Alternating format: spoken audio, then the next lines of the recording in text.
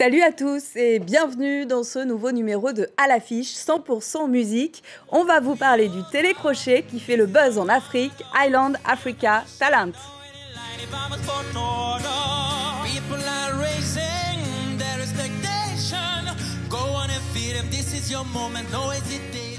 Une émission diffusée dans une vingtaine de pays africains.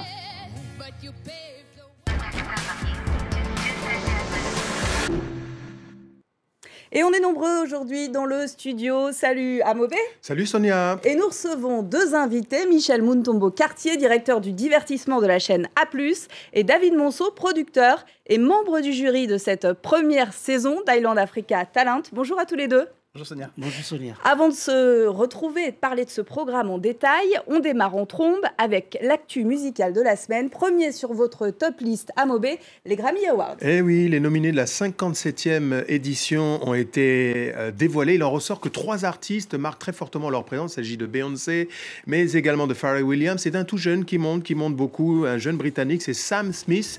Il faut dire que les 3 artistes cumulent chacun 6 nominations, dont une commune dans la catégorie très attendue de l'album de l'année. Et du côté des stars africaines, ça donne quoi?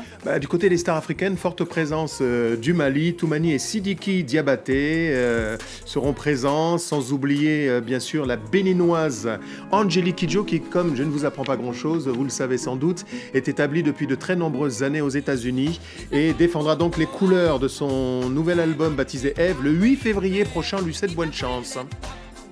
Bonne chance, Angélique. En France, la Bruelle Mania continue avec la sortie d'un album live CD et DVD. Alors, je ne sais pas si nos invités sont fans, mais en tout cas, c'est le 25e anniversaire déjà de la ferveur qui s'était emparée de la sortie de l'album. Alors, regarde un peu que Patrick Bruel. Oui, il n'y a pas de problème, je suis prêt à compétir lors de la prochaine. C'est un coffret live 2014. Il s'agit en fait d'un collector. 27 des plus grands succès de Patrick Bruel, tels que Casser la voix, qui a le droit. Cet album est en fait un résumé de l'humeur d'une tournée de près de 18 mois sur les routes françaises, accompagné qu'il est par un orchestre symphonique, mais également quelques grands artistes, quelques pointures de voix francophones, Florent Pagny, Morane, Véronique Sanson ou encore Jean-Louis Aubert. Donc bonne chance pour la suite, qui consacre le retour de Patrick Bruel, qui pour la petite histoire fut le week-end dernier le président du jury de Miss France 2015. Toujours bien renseigné, Amobé Mévégué. Dans l'actu également, un festival pour les fans d'électro, I Love Techno France Festival, se tient ce week-end à Montpellier dans le sud de la France. 35 000 fans attendus et quelques-uns des plus grands noms de la musique électronique en live sur 3 scènes pendant plus de 10 heures non-stop. Paul Kalkbrenner, Laurent Garnier, Jeff Mills, Len Faki, Vitalik, que du beau monde.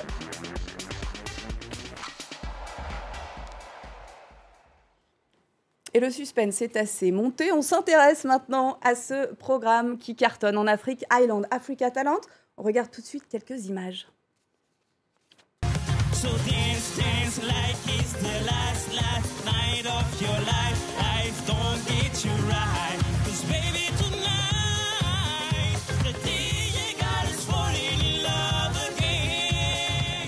You've carried on so long, you couldn't stop if you tried it.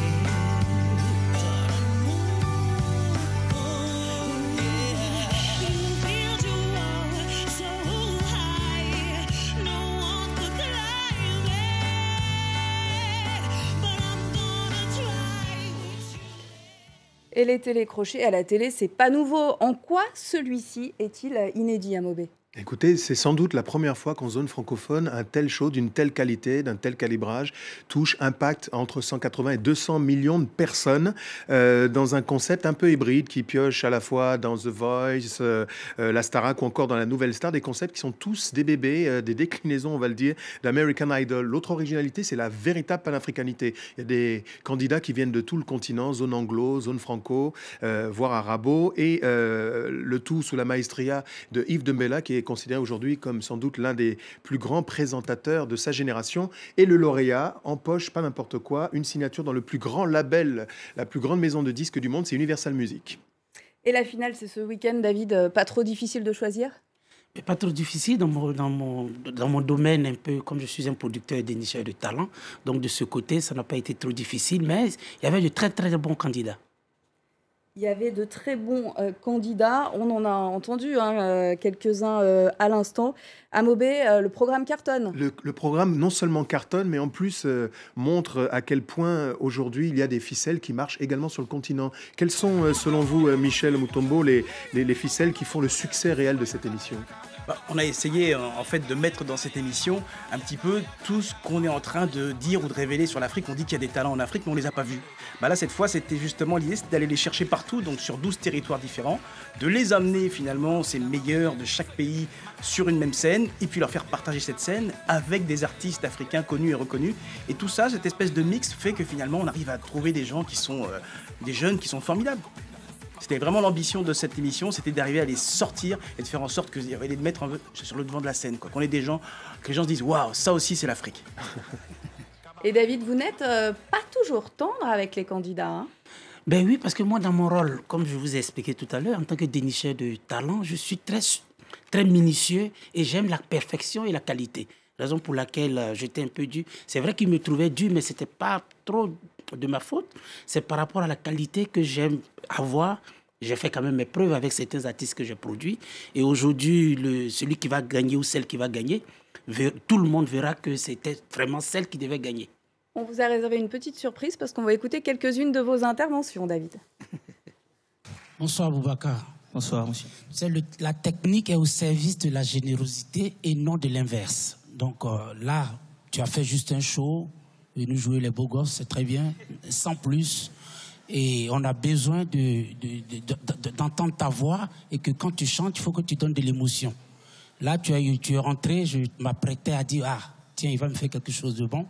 Et là, tu es venu normal. Il est grinçant, un peu cassant, le David Monceau, mais il sait de quoi il parle. Michel Mutombo-Cartier, cette émission, est-ce qu'elle finalement elle ne témoigne pas de l'explosion, on va dire, de la diversité des cultures urbaines, des musiques urbaines, de toutes ces tendances, et aussi de la modification, la révolution quasiment des usages dans la consommation de cette musique en Afrique? Ah oui, réellement, pour répondre à la première partie de votre question, on est en train de se rendre compte que ça explose. L'explosion, c'est une explosion de talent sur tous les continents, et le retour qu'on a, nous, c'est un retour effectivement à travers les nouvelles technologies. Les gens sont connectés, ils nous envoient des SMS, des retours sur Facebook, sur le site de la chaîne. Et c'est formidable, on se rend compte finalement que tous ces jeunes en Afrique sont réellement connectés. Et ce qui fait cette connexion, je pense que c'est aussi la musicalité. On est resté très africain dans le show, on a chanté beaucoup de chansons africaines, les invités étaient africains. Et c'était important justement qu'on ait justement ce retour de tous les téléspectateurs. Mais est-ce que comme Jean-Noël Tron, qui est le patron de la SACEM, vous considérez que quelque part le nouvel Eldorado du divertissement français, c'est l'Afrique, avec près de 750 millions de consommateurs potentiels dans les prochaines décennies? Ah, moi j'en suis convaincu, j'en suis intimement convaincu. C'est là-bas que va se faire le renouveau de la musique. Tout à fait. Tout à fait, parce qu'on a vu un peu l'explosion de plusieurs chaînes de télé. Hein. Comme vous voyez, vous savez, je suis aussi cofondateur de la chaîne de télé Biblac, qui est une chaîne musicale qui fait le pont entre l'Afrique et le reste du monde, qui parle de culture black. Donc aujourd'hui, avec l'arrivée de toutes ces chaînes de télé, l'Afrique est en train d'exploser. Et parmi les autres membres du jury à vos côtés, David, il y a le célébrissime rappeur Awadi, le pionnier du hip-hop africain. Il y a aussi la diva de la nouvelle génération congolaise, Barbara Kanam. Ça s'est passé comment? On voudrait connaître un peu les coulisses durant les 3 semaines d'immersion en Côte d'Ivoire. Ben, ça s'est passé, on avait un peu de divergence d'opinion avec certains candidats et certains membres du jury.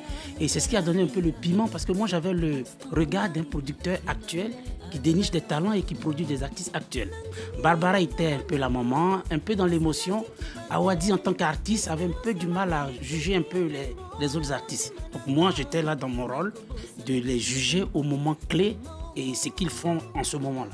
Donc un jury très complémentaire. Un jury très complémentaire, on a réussi à se faire entendre. Oui, avec des personnalités, les plus grandes icônes de la musique pop africaine, les Tiken Jah Fakoly, Michel Mutombo, qui sont arrivés sur ce plateau, sur ce show, qui sera qui va révéler la première ou le premier lauréat ce week-end. Est-ce qu'on peut dire que c'est un contrepoint à une image toujours négative que certains véhiculent? On a vu une polémique autour du Bandhead de Bob Geldof. Est-ce que c'est un contrepoint lumineux sur ce que l'Afrique propose aussi à sa population au cœur du continent? Je crois que réellement, l'ambition de cette émission, c'était aussi de montrer cette positivité, de montrer cette belle énergie de la jeunesse africaine, parce que finalement, c'est elle qui va faire cette Afrique de demain. Et voilà, nous, on a besoin de plaire, j'ai envie de vous dire, de Niamey jusqu'à Kassoum-Balessa. Et c'est important que tous les jeunes s'y retrouvent. Et je crois que ce message de positivité, il est important sur une émission comme celle-ci. Merci David, merci Michel pour beaucoup. ce détour par Paris. Merci Amobé. Si Sonia. C'est la fin de cette émission déjà. Vous pouvez la retrouver sur france24.com et sur tous nos réseaux sociaux évidemment. On se quitte avec Awadi, membre du jury d'Island Africa Talent, et un extrait du clip Ma Révolution. À très vite.